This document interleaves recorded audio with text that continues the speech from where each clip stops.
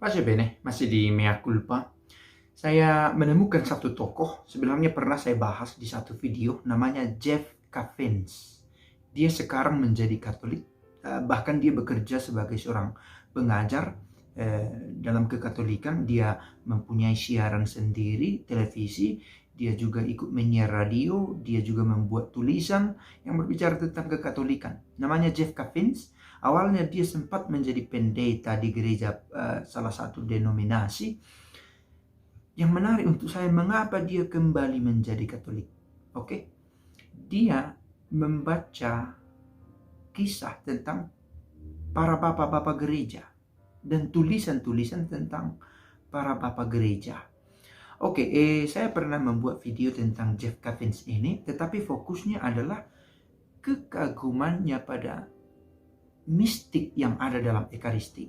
Oke, Ekaristi dipandang bukan hanya sebagai semacam ritual yang dilihat oleh mata, tetapi sebagai pengalaman rohani. Nah, itu fokus video yang pernah saya buat. Tetapi saya menemukan informasi yang dia sendiri katakan dalam sebuah video. Kekagumannya pada Ekaristi adalah akibat kemudian. Yang pertama mendasar adalah bahwa dia membaca adanya bapak-bapak gereja yang tulisannya diteruskan dan dirawat oleh gereja Katolik. Oke, ada banyak tokoh, ada Origenes, ada Tertullianus, ada Justinus Martyr. Yang dari tulisan mereka ini ditemukan pengajaran-pengajaran yang autentik, boleh dikatakan, yang pernah ada di dalam gereja. Saya juga membaca tadi, tidak dengan sendirinya tulisan para kudus itu adalah tidak sesat. Oke, ada saja bagian dari tulisan itu yang tidak relevan dengan ajaran gereja sekarang, tetapi dengan pendalaman yang rasional kita bisa melihat perkembangan teologi itu. Dan Jeff Cavins berkata begini, setelah saya membaca tulisan-tulisan para bapak gereja, pandangan saya terbuka tentang gereja.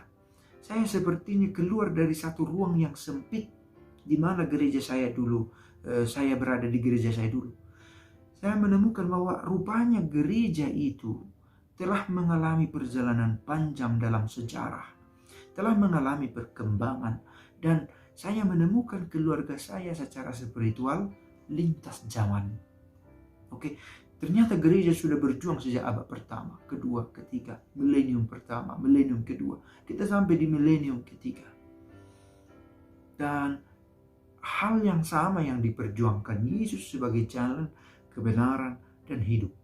Dan salah satu buah dari perjalanan iman itu yang masih ada dalam masa sekarang ini adalah Ekaristi.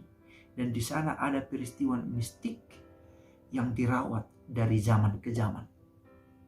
Ini kekaguman yang dirasakan oleh Jeff Cavins yang membuat dia tergerak untuk lebih mendalami kekatolikan, dan akhirnya dia masuk ke dalam gereja Katolik, dan dikatakan bahwa dia juga mendapat bimbingan dari orang-orang Katolik. Dia mengenal para pastor, dia mengenal uskup sebagai pembimbing rohaninya, dan memang dia mau belajar.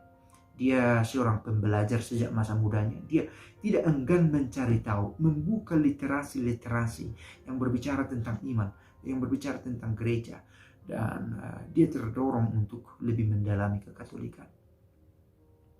Oke, sebuah pencarian iman yang saya pikir bisa melecut mendorong kita, melecut semangat kita untuk tidak berhenti mempelajari kekayaan gereja ini. Bila perlu sampai kepada tentang para bapak gereja, tentang keindahan perjalanan iman dalam gereja ini, perjuangan-perjuangan, kemartiran yang pernah dihidupi oleh umat beriman demi merawat gereja yang luhur ini. Sebuah video yang mudah-mudahan Jeff Cavins ini secara tak langsung menginspirasi kita juga. Dan pace bene.